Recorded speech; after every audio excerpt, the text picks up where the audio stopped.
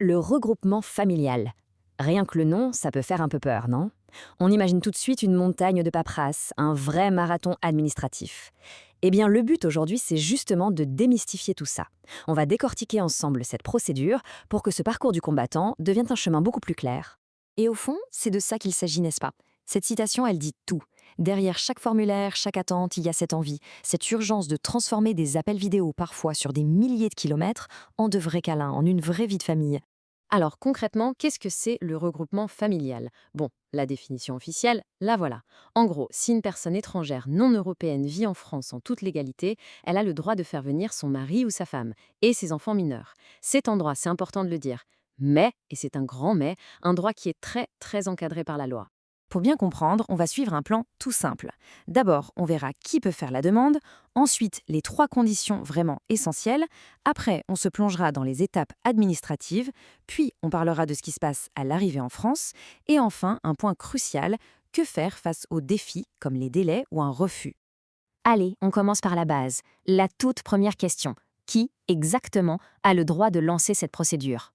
Alors, attention, les règles sont très strictes ici. D'un côté, on a le demandeur. Il faut que ce soit un ressortissant d'un pays non européen.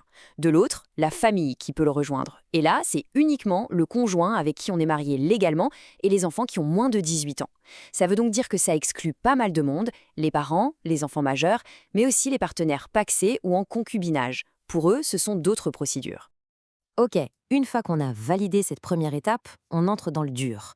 Il y a trois piliers, trois conditions absolument incontournables sur lesquelles tout le dossier va reposer. Pensez-y comme les fondations d'une maison. Si une seule est fragile, tout risque de s'écrouler. Il s'agit de la résidence, des ressources et du logement. Le premier pilier, c'est le temps. 18 mois, 1 an et demi. C'est la durée de résidence légale et, attention, ininterrompue, qu'il faut pouvoir justifier en France. Bien sûr, avec un titre de séjour en règle d'au moins 1 an. Pour l'administration, c'est en quelque sorte la preuve que l'installation est déjà bien engagée. Deuxième pilier, et là on touche souvent au nerf de la guerre, les ressources. Il faut prouver qu'on a des revenus suffisants et surtout stables. Le seuil de référence, c'est le SMIC. L'administration va regarder les 12 derniers mois et faire une moyenne.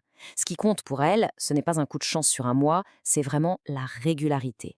Et là, attention, point de vigilance maximale. C'est un piège dans lequel beaucoup de gens tombent. La plupart des aides sociales, on parle du RSA, des allocations familiales, des APL, ne sont pas prises en compte dans ce calcul. En clair, l'État veut être sûr que la famille pourra vivre de ses propres revenus. Troisième et dernier pilier, le logement. Il ne suffit pas d'avoir un toit, il faut un logement jugé décent. Ça veut surtout dire qu'il doit respecter une surface minimale par personne. Et cette surface, elle change un peu selon si on habite dans une grande métropole comme Paris ou ailleurs en France. C'est un critère super important, à tel point qu'il y aura une enquête pour vérifier que tout est en ordre. Alors, petite astuce qui peut tout changer. On n'est pas obligé d'habiter déjà dans le logement au moment où on dépose le dossier. Ce qu'il faut, c'est prouver qu'il sera bien disponible quand la famille arrivera. Une promesse de bail, par exemple, ça peut suffire.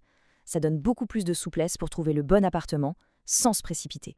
Bon, on a vu les conditions, maintenant passons à la course en elle-même. Comment ça se passe concrètement? Il faut voir ça comme une course de relais, avec plusieurs passages de témoins entre différentes administrations. Le top départ, c'est le dépôt du dossier complet à l'OFI. C'est un peu le chef d'orchestre au début. Ensuite, l'OFI passe le relais à la mairie. Le maire va alors lancer son enquête pour vérifier si le logement et les ressources sont conformes. Une fois que c'est fait, le dossier complet, avec l'avis du maire, remonte tout en haut, jusqu'au préfet, et c'est lui qui prendra la décision finale. Ah, et un détail qui n'en est pas un, le coût. Préparer le dossier à un prix. Il y a une redevance de 265 € à régler à l'OFI juste pour qu'il traite la demande. Imaginez, après des mois d'attente, la réponse est positive. C'est un immense soulagement. Mais attention, la ligne d'arrivée n'est pas encore franchie. On entre dans la dernière ligne droite, l'arrivée et l'intégration de la famille. Avec ce précieux accord du préfet, la famille, qui est encore à l'étranger, peut enfin aller au consulat de France pour demander le visa long séjour. C'est le sésame pour pouvoir voyager.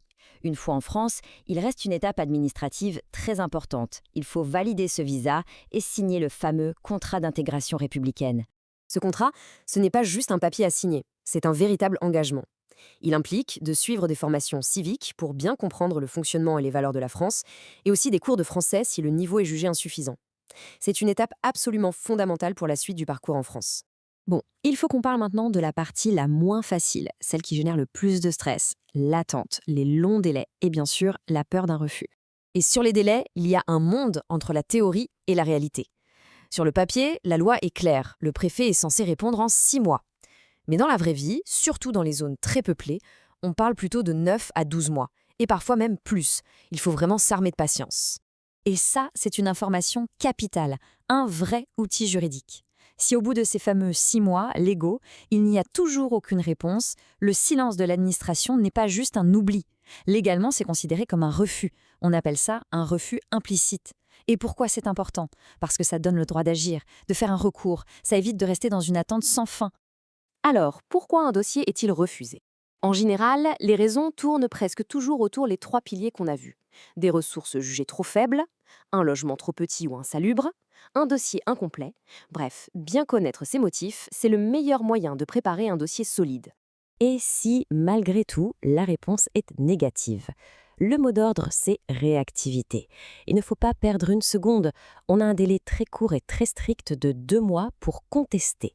2 options, soit on fait un recours auprès de l'administration elle-même, soit on va directement devant le tribunal administratif. Au final, on le voit bien, le regroupement familial, c'est l'image même du marathon. Ce n'est pas une course de vitesse. Ça demande de l'endurance, une préparation sans faille et beaucoup de patience. La question n'est donc pas seulement de vouloir courir, mais de savoir si l'on est vraiment préparé pour cette course de fond. Car au bout du chemin, la récompense est immense.